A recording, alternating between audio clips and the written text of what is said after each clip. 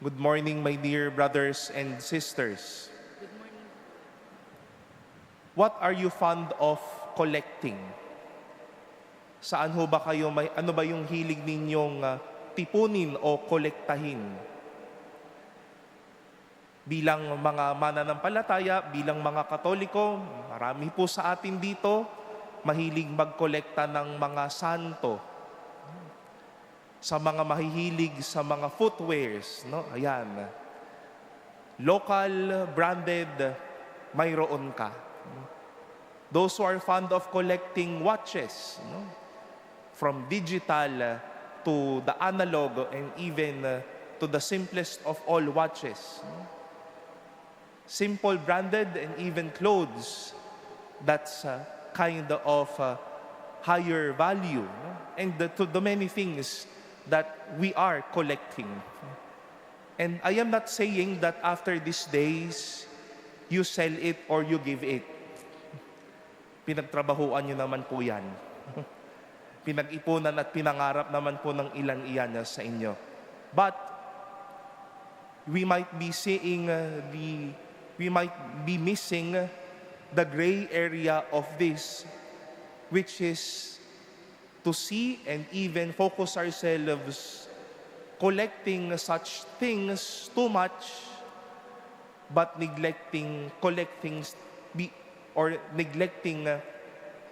things that will matter about our salvation, about our faith, and about our confidence in God.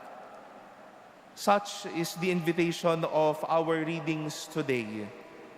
We've heard this gruesome story in our first reading from the second book of Kings.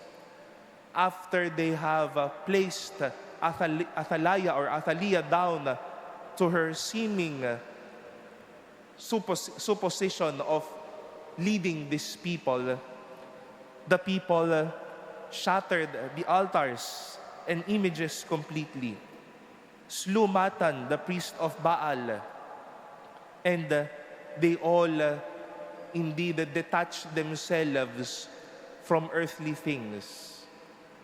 Things that will not matter anymore of their purification, of their faith and love for the Lord. And likewise, Jesus in our gospel today would like to invite us to store up for ourselves treasures in heaven, where moth and decay would not destroy, and thieves could not break in and even steal. Malinaw naman para kay Jesus, ano ang isang bagay na sana mayroon tayo at sana ay tinitipon din natin. Oo, importante po yung mga bagay na ito.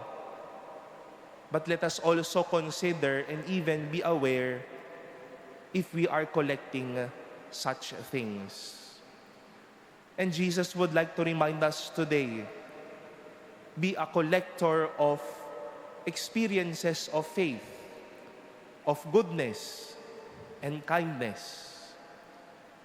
Baka nga ang dami nating ginto, wala naman tayong mga gininto ang mga aral na ibinahagi sa inyong pamilya o sa ating mga kaibigan.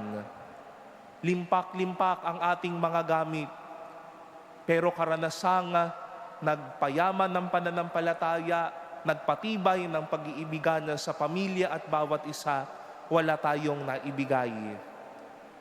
Baka nga ang dami ng pera natin sa bangko, sa maleta, sabi nga ho nila. Pero wala naman tayong napasayang pulubi o nagugutom na nangangailangan ng pagkain araw-araw. Sayang ang pag-iipon dito sa lupa kung hindi rin tayo naman nag-iipon ng kayamanan para sa langit.